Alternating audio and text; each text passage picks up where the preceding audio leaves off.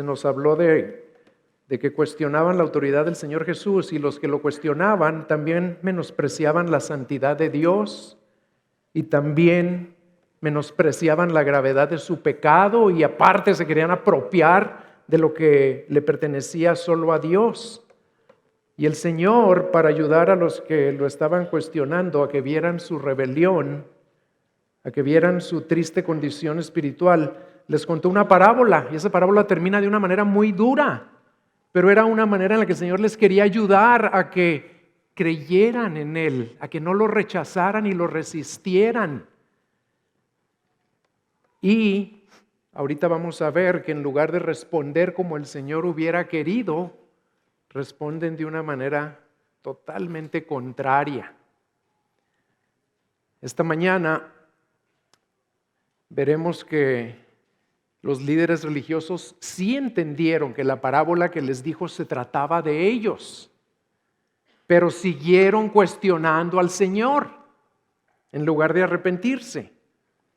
Y el pasaje que vamos a ver el día de hoy nos muestra al menos 3 cosas que por lo general están presentes en el corazón de todos los que cuestionan a Jesucristo.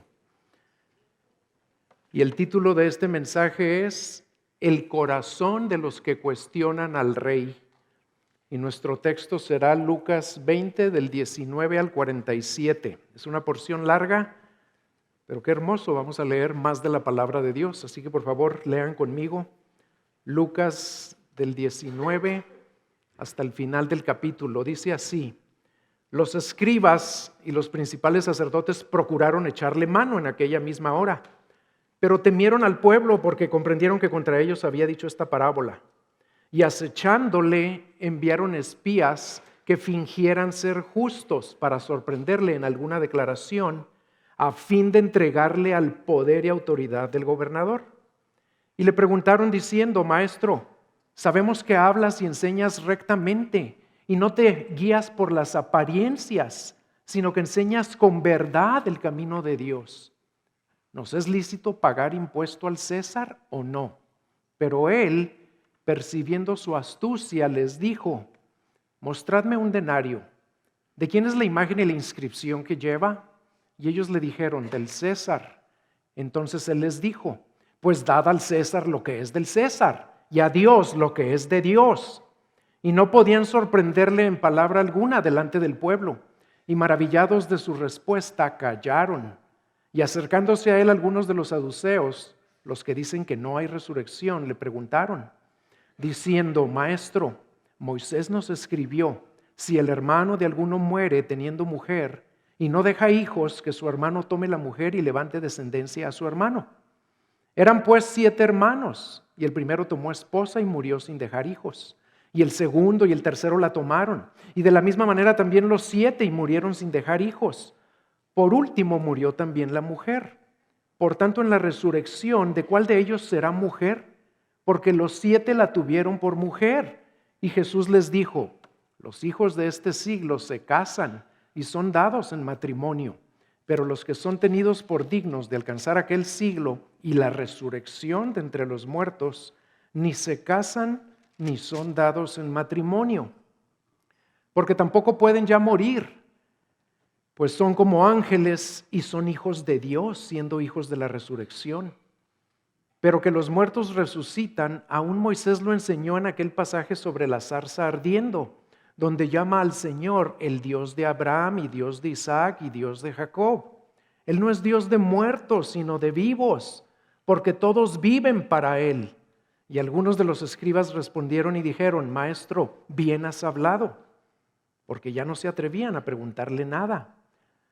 Entonces Él les dijo: ¿cómo es que dicen que el Cristo es el hijo de David? Pues David mismo dice en el libro de los Salmos: el Señor dijo a mi Señor: siéntate a mi diestra hasta que ponga a tus enemigos por estrado de tus pies. David, por tanto, le llama Señor. ¿Cómo pues es él su hijo? Mientras todo el pueblo escuchaba, dijo a los discípulos: cuidaos de los escribas, a quienes les gusta andar con vestiduras largas y son amantes de los saludos respetuosos en las plazas y de ocupar los primeros asientos en las sinagogas y los lugares de honor en los banquetes. que devoran las casas de las viudas y por las apariencias hacen largas oraciones. Ellos recibirán mayor condenación.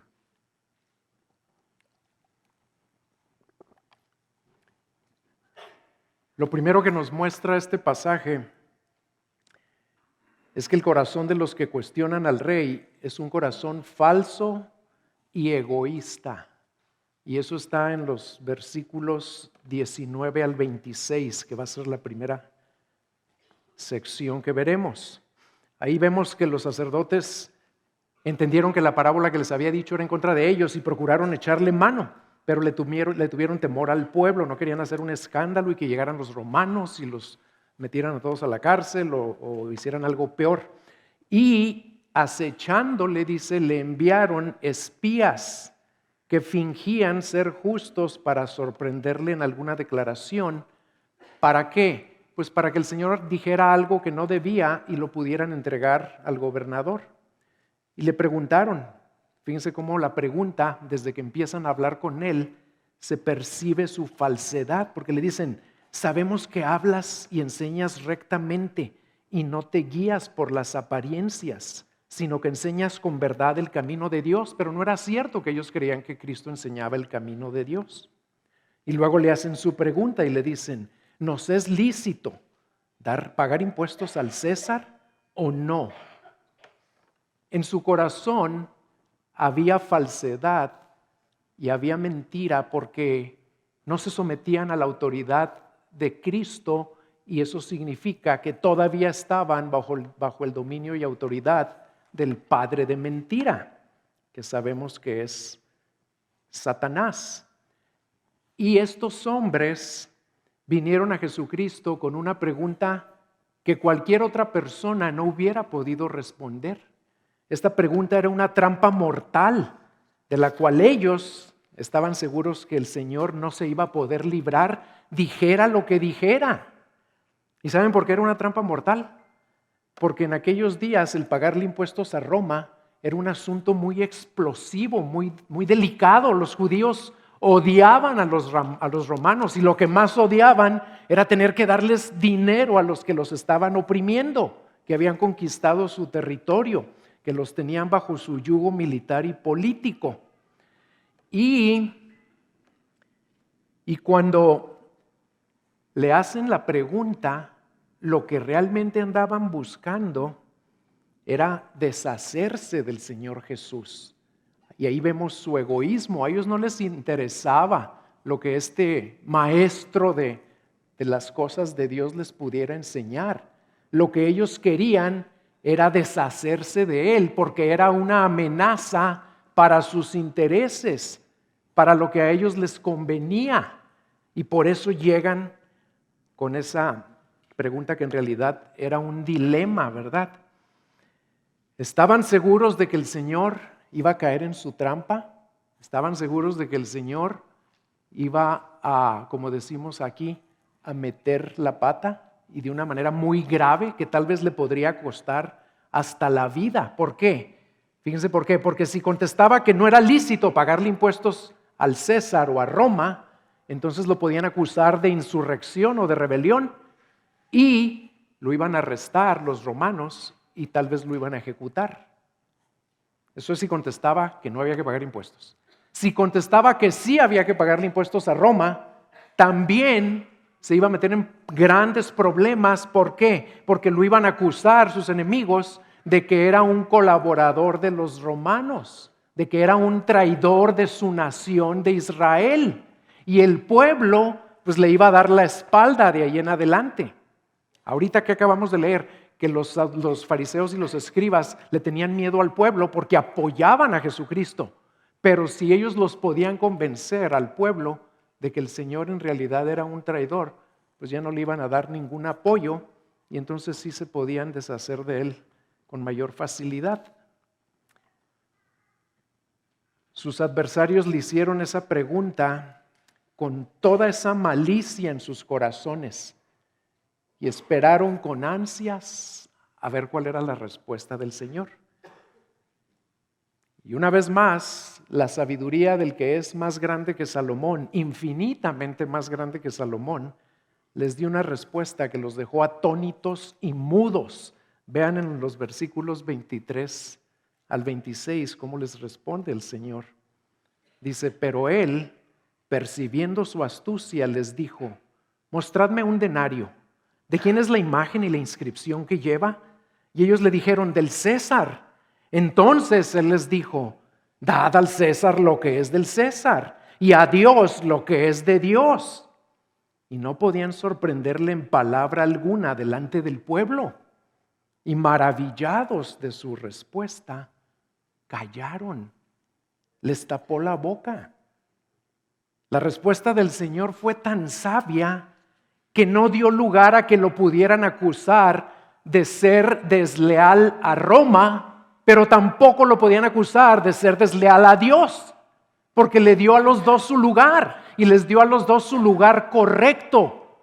Roma, pero Dios arriba de Roma.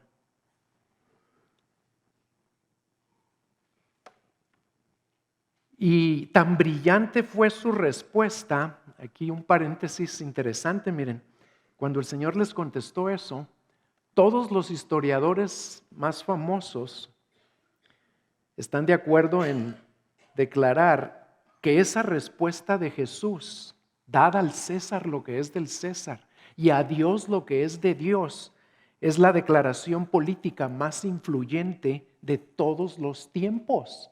Esa respuesta fue la que determinó cómo iba a desarrollarse la civilización occidental, que es nuestra civilización. Esa respuesta es la que hace posible que haya la famosa separación entre la iglesia y el Estado, dándole a cada quien su lugar. Y lo que Jesús les estaba diciendo cuando les contestó eso, y que lo confirman varios pasajes del Nuevo Testamento, es que todos somos ciudadanos del cielo y de la tierra al mismo tiempo.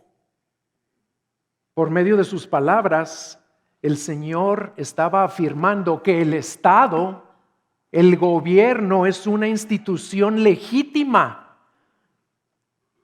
a la cual le merecemos todo nuestro respeto. Un hombre que fue capellán del Senado de los Estados Unidos escribió lo siguiente, en una declaración muy interesante, dice, seguramente los hombres abusarán y malusarán la institución del Estado. Así como por el pecado los hombres han abusado y han malusado toda otra institución en la historia, incluyendo la Iglesia de Jesucristo. Pero esto no significa que la institución sea mala, sino que los hombres son pecadores y rebeldes en el mundo de Dios, y así se comportan con las buenas instituciones. De hecho, dice este hombre, es debido a este pecado que debe haber gobierno para mantener orden en la historia, hasta que se manifieste el gobierno supremo de Jesucristo. Y termina diciendo esto, dice, el gobierno humano es mejor que la anarquía. La anarquía es el caos total, donde no hay ninguna autoridad. El gobierno humano, dice, es mejor que la anarquía, y el cristiano debe reconocer el derecho divino del Estado. A lo mejor les parecen extrañas esas últimas palabras, que los cristianos debemos reconocer el derecho divino del Estado. Así es, el gobierno, cualquier autoridad de cualquier país tiene derechos que Dios mismo le ha concedido, porque su autoridad ha sido establecida por Dios. Y esto lo respalda Romanos capítulo 13, versículo 1. Ahí tenemos el fundamento bíblico de lo que el Señor Jesucristo nos está afirmando aquí con su respuesta. Fíjense cómo dice Romanos 13:1, dice, sométase toda persona a las autoridades que gobiernan. Y no dice a las autoridades que gobiernan y que no son corruptas, nada más a esas. O sométase toda persona a las autoridades del partido por el que votaste, nada más a esas. No, sométase toda persona a las autoridades que gobiernan, punto. Porque no hay autoridad sino de Dios. Y las que existen por Dios son constituidas. Con su respuesta, el Señor Jesús reconoce la validez del Estado secular y sus demandas, en este caso, cuando nos demanda pagarle impuestos. Y lo interesante es que el Señor reconoció la validez del Estado secular, aun cuando en esos días que Él dio esa respuesta, el que controlaba el Estado era un loco. El emperador romano era un loco que se creía ser un dios. Y aún así el Señor le dio su papel y le dio su lugar legítimo. Y esto nos debe llevar a tener un gran respeto por el gobierno, independientemente de quién lo encabece, hermanos.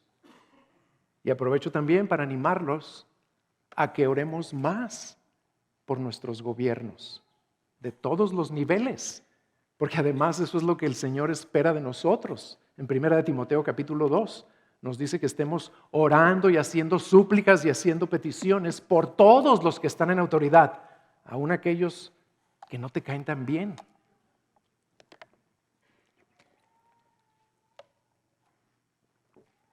¿Y saben por qué les preguntó el Señor que de quién era la imagen en la moneda y de quién era la inscripción?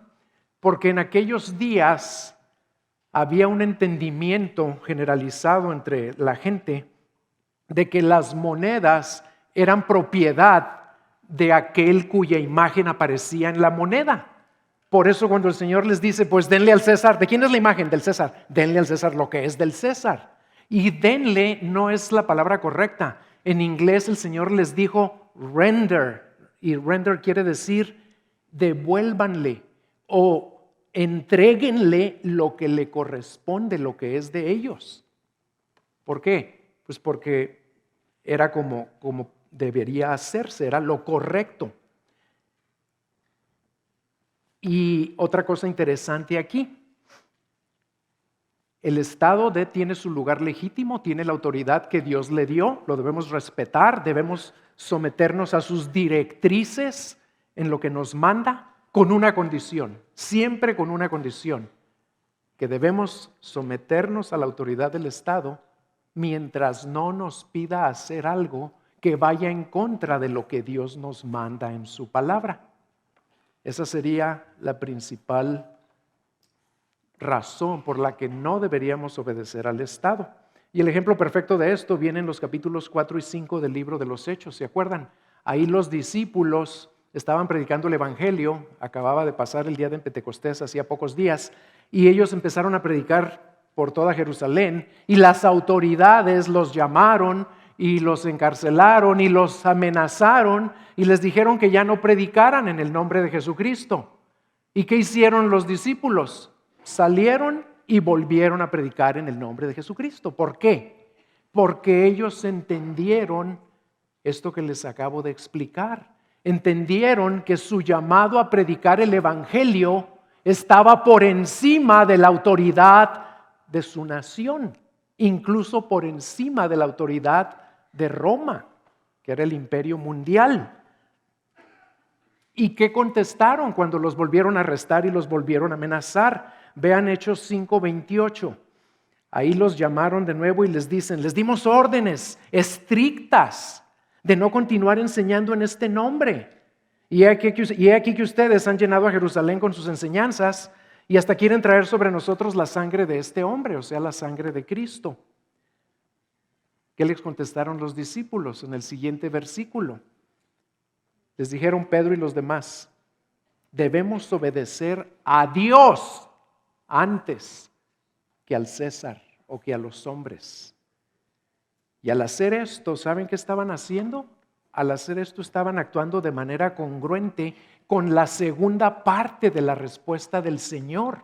Al hacer esto, le estaban dando a Dios lo que es de Dios. Porque el César se había metido donde no le corresponde. Ahora, cuando menciona el Señor a Dios en la segunda parte de su respuesta, Lo que está diciendo es que sí, el César tiene autoridad, el gobierno, el Estado es legítimo y hay que respetarlo y hay que obedecerlo. Pero cuando menciona a Dios, hay que darle lo que es de Dios.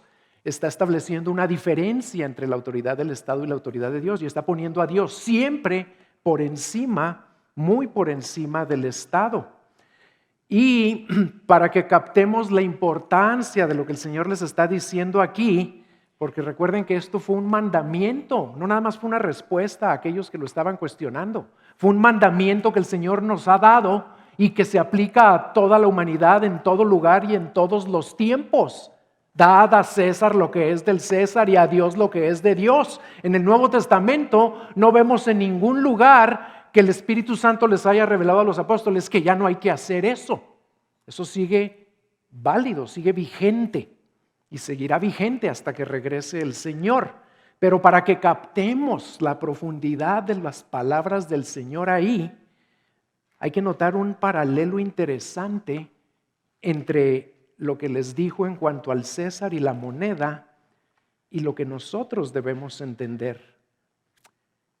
Las monedas tenían la imagen del César, ya dijimos, y representaban el tributo que le debían devolver o entregar al César. Los seres humanos tenemos otra imagen, hermanos. Tenemos la imagen de otro, del que nos creó a su imagen y semejanza. Y eso implica que a Él le tenemos que entregar aquello que porta su imagen. En otras palabras, tu persona, tu ser, tu vida, le pertenecen a aquel que nos hizo a su imagen y semejanza.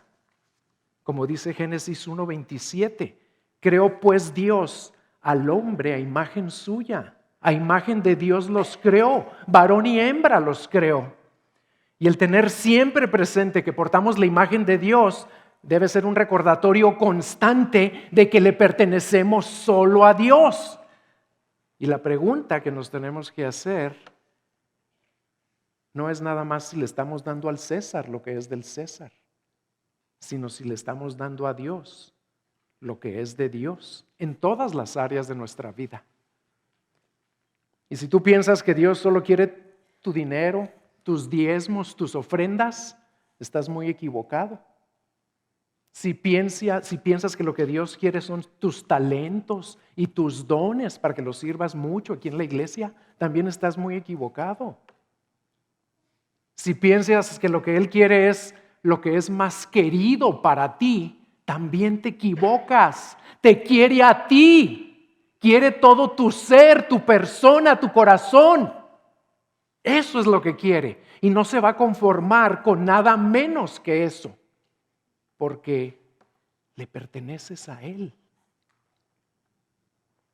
Hay una canción muy famosa de los puritanos, de uno de ellos que fue tal vez de los que más canciones hermosas escribió, se llamaba Isaac Watts, y esta canción me encanta. En español creo que se llama Cuando contemplo la excelsa cruz, y la última estrofa en inglés habla exactamente de esto, de entregarle todo a nuestro Señor. ¿Por qué? Porque Él nos hizo y somos, como acabamos de cantar, de Él, por Él y para Él. Fíjense cómo dice esa última estrofa. Dice, si toda la creación fuera mía, eso sería un regalo muy pequeño. Porque un amor tan asombroso, el amor de Cristo, un amor tan divino, demanda mi alma, demanda mi vida, demanda mi todo. A eso nos llama Dios cuando dice, dadle a Dios lo que es de Dios.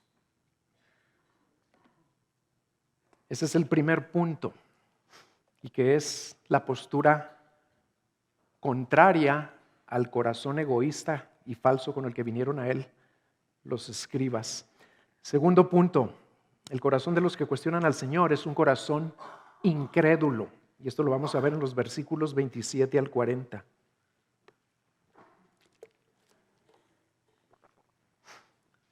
Después de dejar maravillados y callados a los que con un corazón falso y egoísta le preguntaron si era lícito pagar impuestos al César o no, se le acerca al Señor otro grupo de adversarios. El Señor nunca era aburrido andar con el Señor, porque siempre se le acercaba a gente en toda clase de condiciones y situaciones, y Él a nadie desairaba, a nadie mandaba con las... ¿Se han puesto a pensar en eso? El Señor nunca jamás mandó a nadie con las manos vacías en cuanto a lo que venían a suplicarle. Nunca. ¿Saben a quién fueron los únicos que mandó así? A los que lo cuestionaban, a sus adversarios, a los que no creían en Él. Pero aún cuando se le acercaban ellos, a mí me hubiera encantado estar ahí junto al Señor. Era fascinante escuchar cómo les respondía. Y aquí se le acerca otro grupo de los que no lo querían. Ahora los saduceos, los anteriores habían sido escribas y fariseos, y ahora vienen los saduceos que se acercan con otra pregunta malintencionada y con un corazón lleno de incredulidad. ¿Y por qué se le acercaron? Pues ya ven cómo somos la naturaleza humana, que cuando vemos a alguien que le tenemos envidia quedar mal, pues yo quiero quedar aún más bien delante de aquel que acaban de hacer quedar mal. Y ellos dijeron, ya le tapó la boca a los fariseos, vamos nosotros sí lo vamos a hacer quedar mal. Y llegan con el Señor los saduceos, que eran los descendientes del sacerdote Sadoc. Sadoc fue un sacerdote que ejerció su ministerio en los tiempos de Salomón, y de ahí viene la palabra saduceos. Pero estos saduceos, aunque eran los del grupo de los sumos sacerdotes, fíjense qué triste, tenían una mentalidad muy mundana y estaban dispuestos a cooperar con los romanos en todo, mientras los romanos les concedieran los privilegios que ya tenían. Los saduceos eran como el partido en el poder, controlaban el templo, eran los aristócratas de aquellos días, y por eso no les caía bien el Señor, porque el Señor ya había echado fuera a los que compraban y vendían en el templo, que era parte de lo que a ellos les daba sus ganancias. Y eran muy mundanos, y por ser tan mundanos decían que no había resurrección. De hecho, ellos negaban no nada más la creencia de la vida después de la muerte, también negaban que hubiera recompensas o castigos después de la tumba. Y en el versículo 27 se le acercan a él y le dicen, le preguntaron algo, pero antes de que veamos lo que le preguntaron, oigan esto, miren. Ellos querían ridiculizar la idea de una resurrección y lo querían hacer haciéndole al Señor una pregunta acerca del matrimonio por levirato. Ese era un matrimonio que sí está en la Biblia, está en Deuteronomio capítulo 25, ahí lo pueden ver después. Y ese matrimonio, básicamente de lo que se trataba, era de que en la ley Moisés había escrito que si un hombre moría y se moría sin haber tenido hijos, que su esposa se podía casar con el hermano de ese hombre para que le levantara descendencia al que había muerto y para que no perdiera su herencia el muerto. Y ellos llegan y le plantean al Señor una situación un poco exagerada, porque le dicen, Señor, Moisés nos dijo que si uno moría y no dejaba hijos, que le dejara a su esposa al hermano. Pues fíjate que un hombre murió sin hijos y le dejó a su esposa al hermano. Pero ese hermano también se murió y también dejó a la esposa sin hijos. Y luego se casó con el tercero. Y en la familia había 7. Y los 7 la tuvieron por mujer. Así que, Señor, en la resurrección, ¿de cuál de todos va a ser la esposa? Porque fue mujer de todos. Esa era la pregunta con la que querían trampar al Señor. Y ellos pensaban que una respuesta convincente era imposible y que la imposibilidad de una respuesta sensata iba a demostrar la imposibilidad de la resurrección. Fíjense qué cortos de mente eran, ¿verdad? Tratando de limitar al Señor. Pero de nuevo el Señor les da una demostración de su sabiduría y les da una respuesta que no esperaban.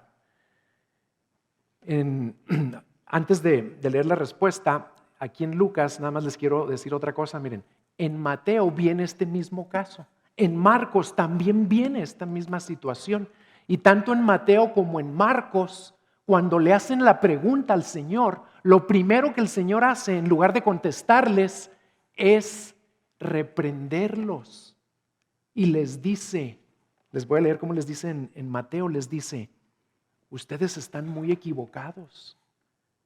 Están equivocados por no comprender las Escrituras ni el poder de Dios. En la Reina Valera usa una palabra que ya no la usamos tanto, pero les dice: ustedes erráis por ignorar las Escrituras y el poder de Dios. Y el ignorar no es tanto que no supieran lo que decía la Biblia, porque se la pasaban leyendo la Biblia, sino que no creían lo que decía la palabra. Y luego ya les da la respuesta que vemos aquí en Lucas. Y les dice: los hijos de este siglo se casan y son dados en matrimonio, pero los que son tenidos por dignos de alcanzar aquel siglo y la resurrección de entre los muertos, ni se casan ni son dados en matrimonio, porque tampoco pueden ya morir, pues son como ángeles y son hijos de Dios, siendo hijos de la resurrección. Aún los judíos que creían que sí había resurrección, tenían una creencia equivocada en cuanto a cómo iba a ser la vida en esa resurrección. ¿Y saben qué pensaban? Pensaban que la vida allá iba a ser básicamente igual a la vida de aquí, nada más en una versión mejorada y aumentada. Ya no iba a haber enemigos, ya no íbamos a sufrir enfermedad, ya no íbamos a tener carencias, ya no iba a haber problemas, pero iba a ser básicamente lo mismo. Eso era lo que pensaban aún aquellos que creían que sí habría resurrección. Y lo primero que hace el Señor aquí es rechazar o corregir esa noción equivocada que ellos tenían. Y les deja bien claro que la vida venidera será muy diferente a la vida aquí. Noten que el Señor se refiere a los que van a entrar a la vida eterna como serán aquellos que serán tenidos por dignos de alcanzar aquel siglo. Otra manera de traducirlo es: serán los que son considerados dignos de alcanzar aquel siglo. ¿Y qué les dice?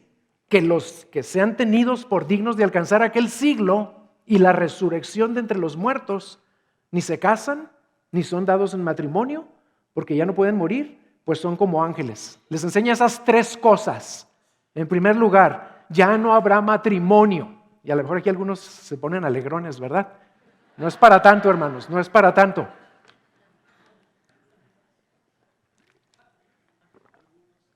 Algunos a lo mejor sí se alegran, pero no es para que se alegren por eso, ¿eh? Miren, ya no habrá matrimonio. ¿Por qué? Porque en este mundo es un elemento fundamental de la vida en sociedad, pero allá será diferente. Y en la segunda cosa que nos dice, vemos la razón por la que ya no habrá matrimonio. Ellos ya no pueden morir. Aquí las personas se casan para preservar la raza humana. Si no nos casáramos, desapareceríamos de la faz de la tierra. Pero allá, donde no habrá muerte, no será necesario que haya matrimonio. Observen que el Señor no dice que ellos no morirán. Dice, no pueden morir. Y eso implica que la calidad de la vida allá va a ser infinitamente superior a la vida de aquí. Porque no sé si se han puesto a pensar, aquí, si somos observadores, muchas cosas nos recuerdan que hay muerte y vivimos constantemente acercándonos hacia esa muerte y padeciendo las consecuencias de que existe muerte en nuestro mundo. Allá no habrá nada de eso. No habrá ni siquiera señales que anticipen muerte, como las que tenemos aquí: el envejecimiento, la enfermedad, la pérdida de la memoria. No habrá ni arrugas, ni canas, ni pérdida de fortaleza. Allá no se va a decir jamás este dicho que hace muchos años escuché, a lo mejor algunos lo han escuchado: las canas salen de ganas, las arrugas dejan dudas, pero con pelos en las orejas ni dudas dejas.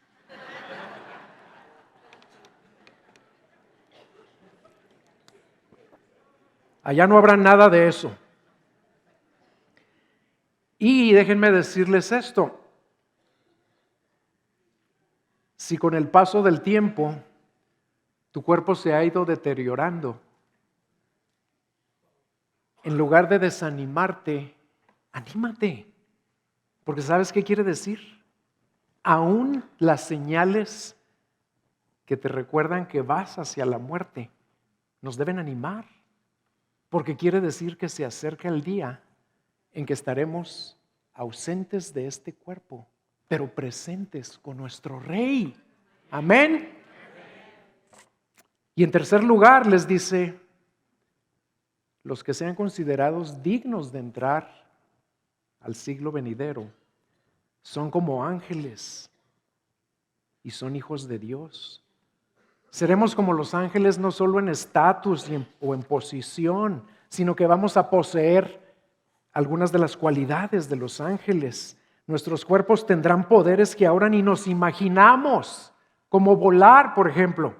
A mí me encantan las alturas, me encantan. De hecho, hay veces que me da miedo acercarme a orillas muy altas porque como que me jala la orilla, me encanta, me encanta.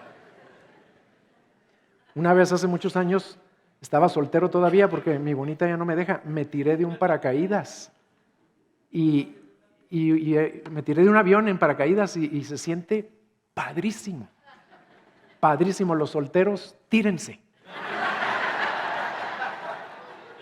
Tírense para que vean lo que se siente. ¿Por qué? Porque ¿saben qué sentí? Y luego no crean que se tira uno acá y era bien rústico como me tiré, porque fue aquí en Santa Teresa, en El Paso.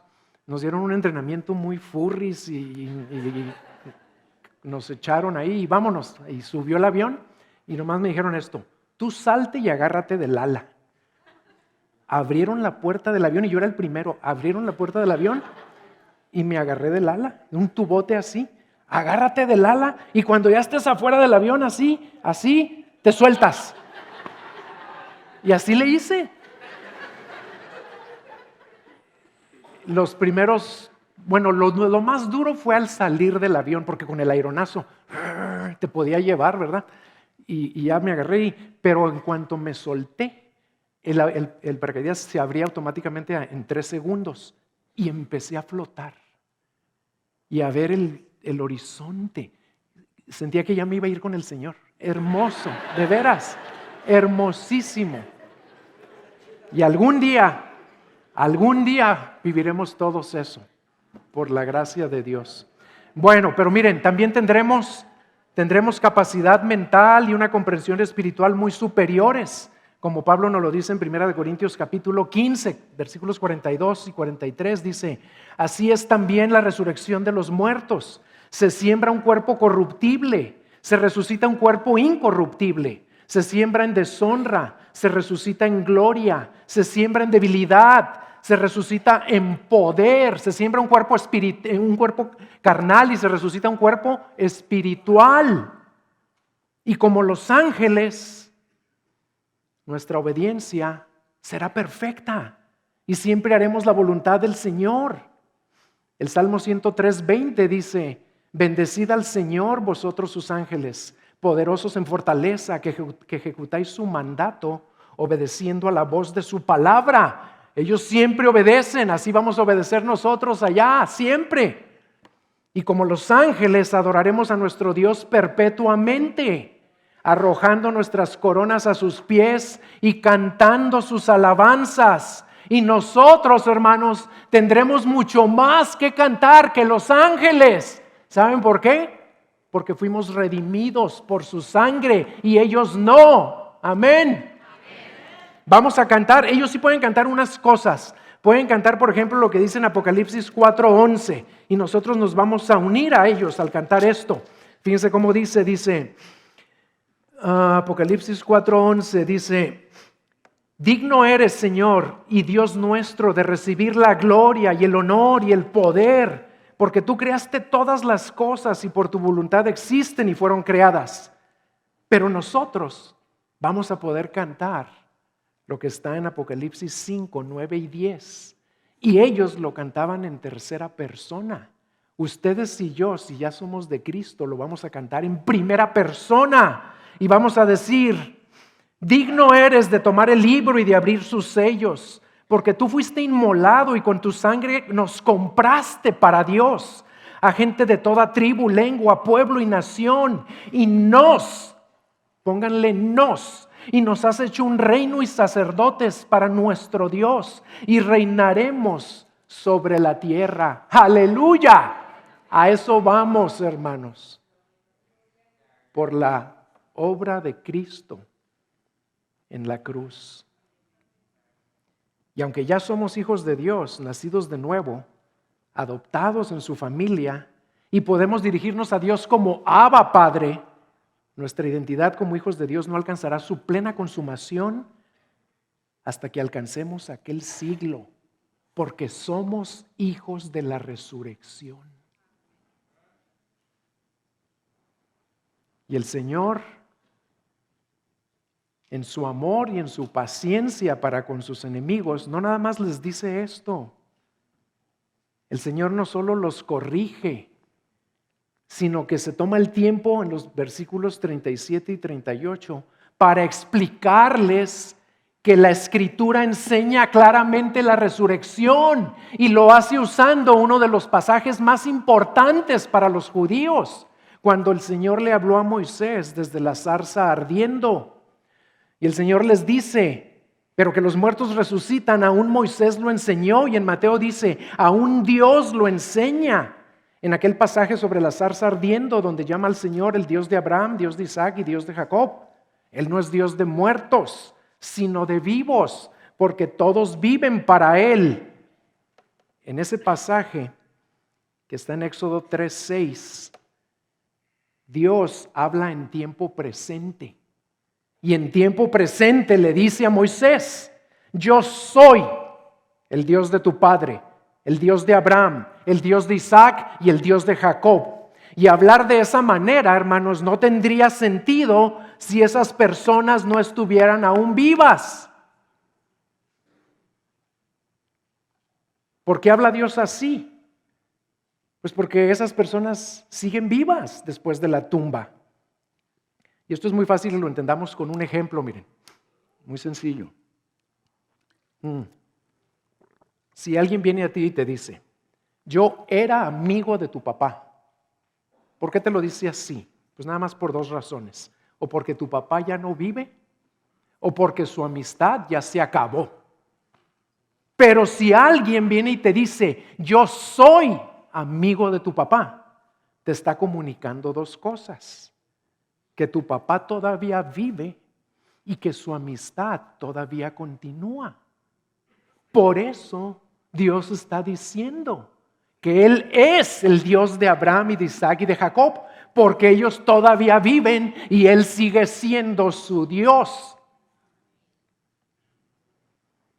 La explicación del Señor aquí es muy clara. Y el Señor les había hablado de esto en otros pasajes también. Pónganle que a lo mejor ahí estaba un poco difícil que algunos la captaran, pero se los había dicho de maneras claritititas. Les voy a dar nada más un ejemplo. En Isaías capítulo 26, versículo 19, y ellos leían a los profetas todo el tiempo, dice: tus muertos vivirán, sus cadáveres se levantarán. Moradores del polvo, despertad y dad gritos de júbilo, porque tu rocío es como el rocío del alba, y la tierra dará a luz a los espíritus. Y hay muchos otros pasajes en los Salmos y en los profetas que hablan de la resurrección. Aquí la pregunta es si los saduceos estaban dispuestos a creer lo que Dios les decía en su palabra y a dejar de contradecir a Dios, porque se han puesto a pensar que cada vez que no le creemos a Dios lo estamos contradiciendo. Y lo que yo les pregunto a ustedes, hermanos, no es si creen en la resurrección, eso lo asumo, sino más bien qué efecto produce realmente en su corazón. ¿Qué tanto anhelan y anticipan aquel siglo? Y si no lo anhelan, ¿por qué? ¿Y saben qué hay en la respuesta a ese por qué? algo que tiene que ver con la primera parte que ya prediqué, que si no anhelas aquel siglo y estar ya con el Señor y dejar este mundo atrás, es porque hay algo o hay alguien en este mundo que no le quieres entregar a Dios. Y permítanme con todo respeto dirigirme a aquellos de ustedes que si murieran hoy, están seguros que no serían considerados dignos de alcanzar aquel siglo, porque en el fondo no le creen a Dios. Y los quiero animar a que dejen de contradecir a Dios, a que le crean al Señor, a que le crean a su palabra cuando dice que ustedes están muertos, perdidos, esclavizados a Satanás y al pecado y al mundo, y que Él los quiere rescatar de todo eso.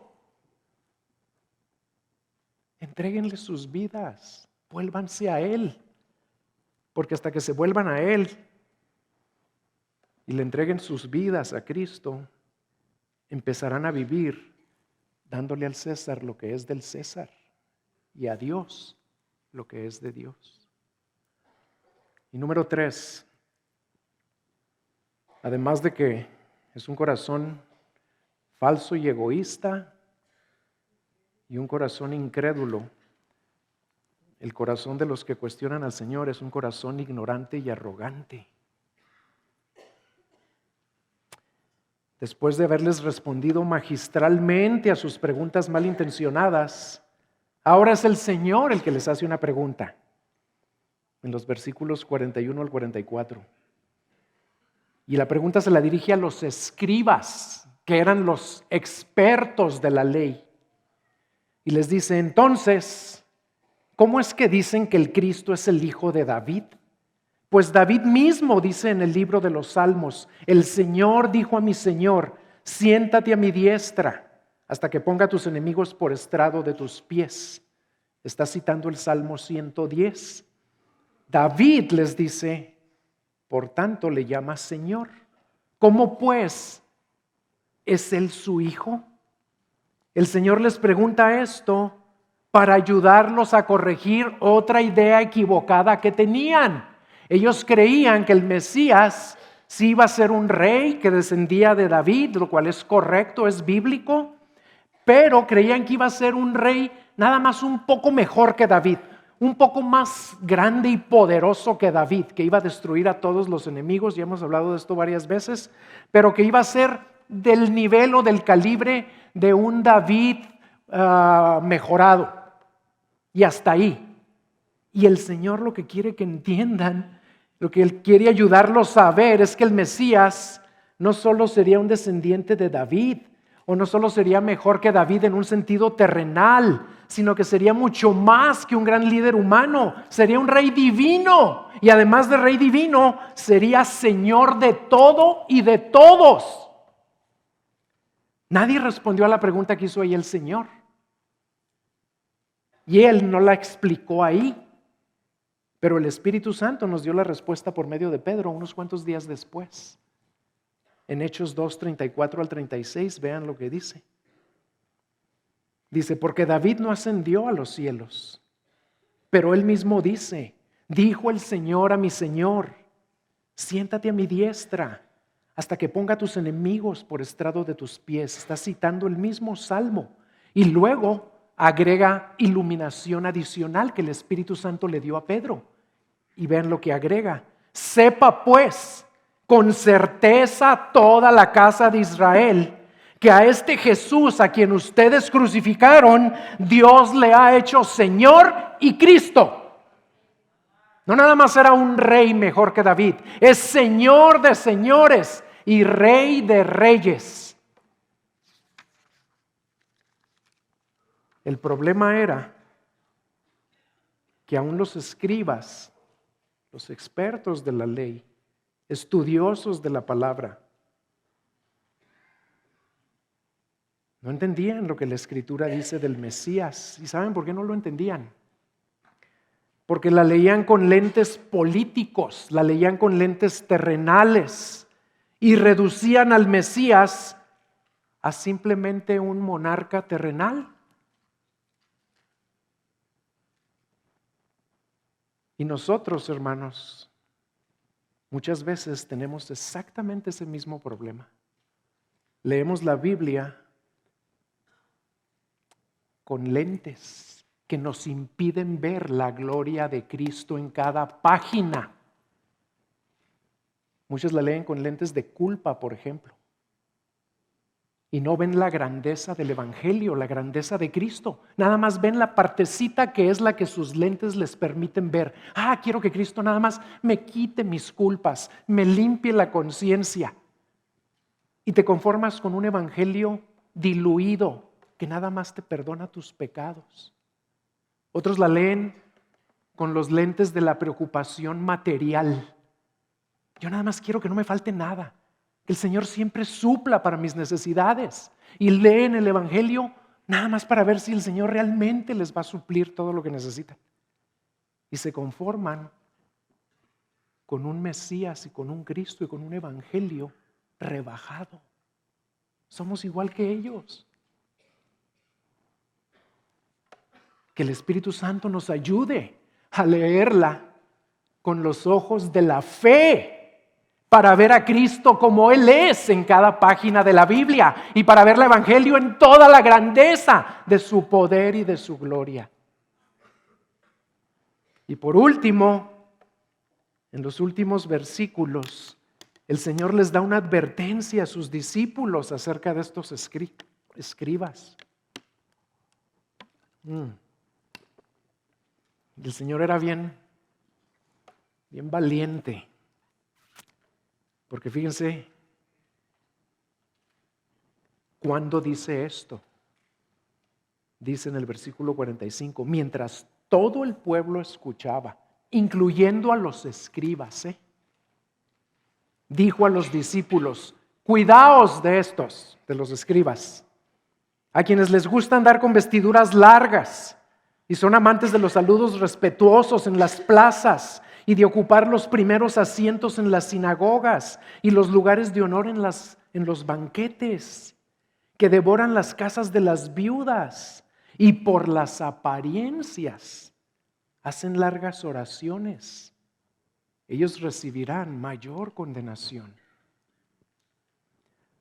Dominados por su orgullo y arrogancia, estos hombres vivían para aparentar ser algo cuando en realidad eran todo lo contrario. Lo que más amaban y buscaban era dar la impresión de ser muy piadosos para ser admirados y respetados por los demás. Querían verse siempre bien ante las personas y no les importaba cómo se veían delante de Dios. Y por eso rechazaban la autoridad y las enseñanzas de Cristo. Porque Cristo enseñaba que sus seguidores se tienen que negar a sí mismos y ellos vivían para promoverse a sí mismos. Lo más grave es que su orgullo no les permitía ver su terrible hipocresía. Pues aprovechando su apariencia, aparentaban ser muy santos. ¿Y saben a quiénes eran a las que más engañaban? A las viudas. Como aparentaban ser tan santos, se ofrecían, dicen los historiadores, a ayudarle a las viudas a manejar sus herencias. Ya no tenían esposo. Y las despojaban de una manera descarada de lo poco o mucho que les hubieran dejado.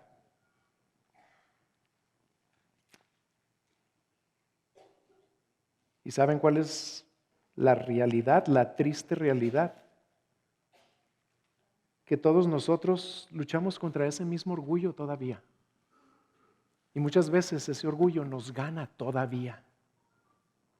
Queremos aparentar lo que no somos.